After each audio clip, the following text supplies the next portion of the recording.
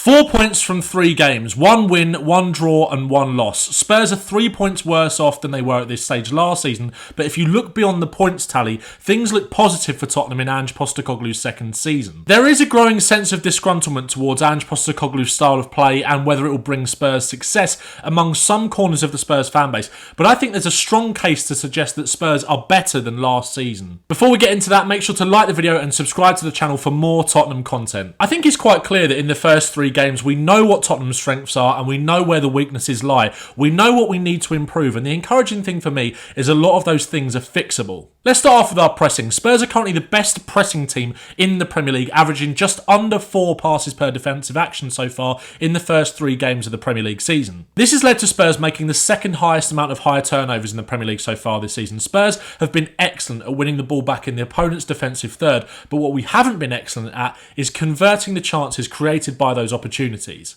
Spurs made 15 high turnovers in our last Premier League game against Newcastle. We were brilliant at winning the ball back, suffocating Newcastle with the press, forcing them into errors, but we didn't convert any of the chances that we created from those situations. Decision making in the final third was poor, often the wrong pass was made, or the right pass was made but not executed well enough. A frustrating result for Tottenham, but a much better performance, and there's context here as well. It's clear, despite not scoring on his debut against Leicester a few weeks ago, Dominic Solanke adds something to this Tottenham team which would have helped us get over the line against Newcastle, being that focal point to convert the chances when they come. With Solanke on the pitch in Tyneside a week ago, Spurs win that game convincingly. I am convinced of that myself. With the chances that Spurs were creating against Newcastle, they needed their number 9 in between the width of the post to finish off those opportunities. When Brennan Johnson would get in behind and get his head up for the cross, Son Heung-Min was rarely in the right position to finish off the chance. This lack of ruthlessness in front of goal that Spurs are showing at the moment is evident in the stats as well. Tottenham's shot conversion rate is the 7th worst in the Premier League across the first 3 games. That has to change, and it has to change quickly,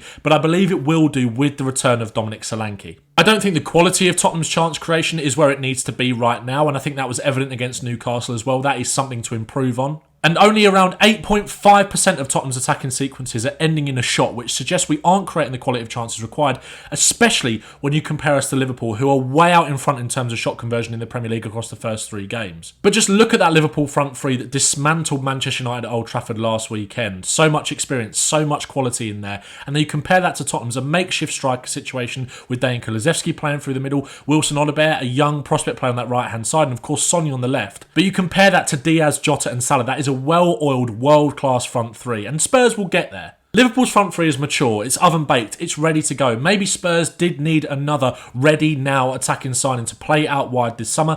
That didn't come through the door, but with Wilson Odobert, that will come in time. Spurs fans need to be patient. Again, it's another aspect of Tottenham's game that will improve with the return of Dominic Solanke. It allows everybody to go back into their correct positions. It allows Spurs to actually have that focal point and someone that you can trust to put the ball in the back of the net when the chance does fall to him. It's hard to quantify with numbers because the one game that Solanke did play, he didn't score and we didn't win. But you just need the eye test to see how much Solanke does improve Tottenham. One thing you will also notice with that graphic highlighting the percentage of attacking sequences ending in a shot is that Spurs have been a lot more solid defensively so far this season. Lapses in concentration allowed goals against Leicester and the first against Newcastle, but I think on the whole Spurs have looked more solid than we were at the back end of last season, which ultimately isn't hard. We were leaking goals for fun during that period. Around only 7% of opposition attacks are ending in a shot on Tottenham's goal so far this season. That's comparable with Liverpool, it's better than Manchester City, and it's better than Arsenal's record so far. And of course, with all of this, you have to take into account the level of opposition that Spurs have faced so far, but these are positive signs. A lot has been made about the high line, especially in the wake of the goal we conceded to lose the game against Newcastle. We can all argue who's at fault, and obviously it's not a good goal to concede. No goal is. But one pass splitting your defence open to concede like that especially isn't good. It doesn't look great at all. But again, I think you have some context to consider here with Spurs' defence. These aren't excuses, it's just valuable context. In Spurs' first 2 away games so far, Christian Romero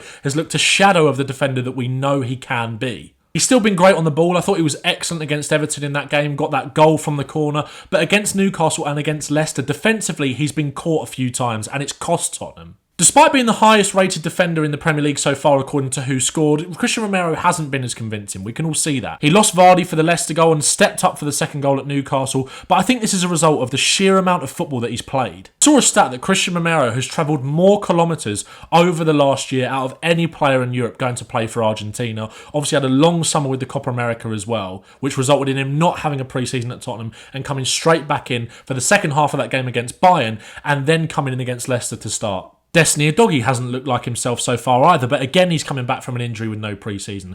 Radu Dragusin drops for that second goal and plays Isak and Murphy onside. He's not played many games in this system. Defensively over the course of the season, Spurs have to improve on what we saw towards the end of last season, but I genuinely believe from what I've seen so far that we will. We already do look more solid. I wanted to compare the numbers for Tottenham's first 3 games this season to the first 3 games of last season under Ange Postecoglou. Those came against Brentford, Manchester United and Bournemouth, in which Spurs accumulated 3 more points than we have at this stage, with 2 wins and 1 draw. I find it hard to compare too much to what we saw towards the back end of last season because of the tough run we had, and also we can all see how poor we were during that period. It was awful from Tottenham. I think this comparison is also important because the feeling towards Ange Postecoglou has shifted somewhat in some sections of the fan base. Last August we were all wide-eyed, fully all in on Ange Ball, and I still am, but some are starting to question his methods. But when you delve into the data, the numbers look promising for Tottenham. In the first 3 games of this season compared to last, Spurs have conceded over 1 less XG, faced 18 less shots, conceded 4 less big chances, created 2 more big chances, and have averaged 8% more possession per game. We've created marginally less XG and had 4 less shots, but largely things are on the up and reflect what I believe we are seeing. I mentioned that feeling towards Ange Postecoglou. That is important. Like I said, we were all wide-eyed, very all in on the concept of Ange Ball last season and had some great results in those first 10 games. And we did improve after these first 3 in my opinion. But you think back to that Brentford game on the opening game of the season, we conceded a lot of chances in that one. Manchester United were unlucky not to get a result against us at White Hart Lane, despite the fact that we did play well. But it could have all been very different if it wasn't for some brilliant saves from Guillermo Vicario. But the notable difference for me in the first 3 games of this season compared to anything we saw last season is the amount of control that Spurs are now having in games. With 69% possession, Spurs have averaged the highest amount per game of any team in the top 5 leagues in Europe this season and have averaged the highest amount of momentum significantly in the Premier League. Like I said earlier, it's just what we're doing in the final third that is letting us down right now. But again, like I said, we are missing Dominic Solanke, who helps solve a lot of the issues that we are currently seeing in front of goal. The system will always look toothless if we can't translate this control and momentum into goals, but we will. Tottenham are ready to explode as an attacking force. The game in which Tottenham did take the chances and look convinced in front of goal this season came against Everton, and that saw a change of approach from Ange Postecoglou. Basuma playing as the lone 6 with Kulusevski and Maddison operating as 2 10s ahead of him, a change many fans had called for to help us break down low blocks. Johnson on the right and Odebear on the left gave Tottenham a different dimension, pinning that Everton defence back, allowing that creative hub in Maddison and Kulusevski in front of Basuma to thrive. The first goal came from some very neat play between Kulusevski and Johnson, culminating in a rocket from Yves Basuma. It's been evident in the first few games that Spurs are being braver when it comes to shooting from outside the box. That will also help us break down teams that sit in deep. We've got real quality when it comes to shots from outside the box, with the likes of Pedro Porro, Dejan Kulusevski, James Maddison and Yves Basuma all demonstrating that ability, as well as Son Heung-Min, of course. Pedro Porro took more shots than anyone did in the entire game against Newcastle. Tottenham's goal in that game came from a parry from a James Maddison shot from outside the box. It feels like a clear instruction. Ange is adapting. Despite the positives, I'm not suggesting for a second that I don't have any concerns at all about Tottenham under Ange Postecoglou. But the positives are there. Some people are just choosing not to see them. Now we've talked about the stats, it's important to touch on some of the more emotive reasons as to why there is so much anxiety around Spurs from some sections of the fan base at the moment. A North London derby is around the corner for Spurs after the international break, which I believe is contributing to some of that negativity. Last season the wheels came off for Spurs towards the end of the season, with injuries playing a part, but also teams taking advantage of our biggest weaknesses. One of those teams was Arsenal. It's never nice losing a North London derby, especially not at home, but to lose in the manner that we did, playing well, be unlucky in the game, but letting huge mistakes from set pieces be the deciding factor, hurt a lot. That game was only 5 months ago, so it's still fresh in the mind. It's almost like it happened yesterday. Every time that Spurs concede a corner, I get flashbacks to that game. But there has been a clear improvement when it comes to defending set pieces from Tottenham this season, which I wanted to share with you now. Nathan Clark from the Extra Inch did some good analysis on this, so credit to him. Spurs have adjusted their approach to defensive set pieces, and we have looked more solid, as Nathan highlights. We still operate with a hybrid approach with a mix of zonal and man-to-man marking, but this season the main difference is that our centre-backs and best headers of the ball are man marking rather than operating zonally. Go and check the full video out on the Extra Inch channel for this. I'll leave a link in the description. Hopefully that adjustment bears fruit against Arsenal, and every time we give away a corner, it doesn't feel like we're conceding a penalty. When you think about that Arsenal home game towards the end of last season, we came into it off the back of a defeat at St James's Park, just as we do this season. Having Newcastle away and Arsenal at home so early on into the season gave Spurs such a big opportunity to right some of the wrongs of last season. We haven't quite done that with Newcastle. Let's hope we can do that against Arsenal. Because of that Newcastle result and the run that we were on, the feeling going into the North London derby last year at home wasn't good.